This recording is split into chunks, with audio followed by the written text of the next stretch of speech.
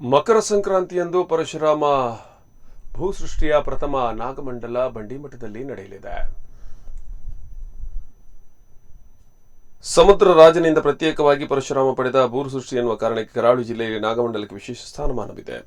ಪಾತಾಳಕ್ಕೆ ನಾಗಲೋಕಕ್ಕೆ ರಂಧ್ರ ಕೊರೆದ ಮಣ್ಣನ್ನು ತಂದು ಹೊಸ ಭೂಮಿಯನ್ನ ಮಾಡಿದ ನಾಗಗಳಿಗೆ ಇಲ್ಲಿ ದೇವರ ಸ್ಥಾನ. ನಾಗಮಂಡಲ ನಾಗದೇವರಿಗೆ ವಿಶೇಷ ಸೇವೆ. ಬ್ರಹ್ಮಾವರ ವಲಯದಲ್ಲಿ ಹಲವಾರು ಜಾತಿ ಜನಾಂಗದವರ ಮೂಲ ದೇವಸ್ಥಾನ ಇರುವ 365 ದೇವಾಲಯಗಳ ಬಾರ್ಕೂರು ಇದೇ ಬ್ರಹ್ಮಾವರದ ಬಳಿ ಇದೆ. ಮೂಲ ನಾಗಸ್ಥಾನವಾದ ನಾಗರಡಿ ಜನವರಿ 11ರಂದು ಪ್ರಕೃತಿದತ್ತವಾದ ಮರಗಿಡಗಳ ನಡುವೆ ಉದ್ಭವವಾದ ನಾಗ ಸನ್ನಿಧಿಯ ಮೂಲ ಪರಂಪರೆಯನ್ನು ಉಳಿಸಿಕೊಂಡು ಬರಲಾಗಿದೆ. ಇಲ್ಲಿನ ಆಡಳಿತ ಮಂಡಳಿ ಅಭಿವೃದ್ಧಿ ಸಮಿತಿ ಮಕರ ಸಂಕ್ರಾಂತಿಯಂದು ಪರಶುರಾಮ ಭೂಸೃಷ್ಟಿಯ ಪ್ರಥಮ ನಾಗಮಂಡಲ ಬಂಡಿಮಠದಲ್ಲಿ ನಡೆಯುತ್ತೆ.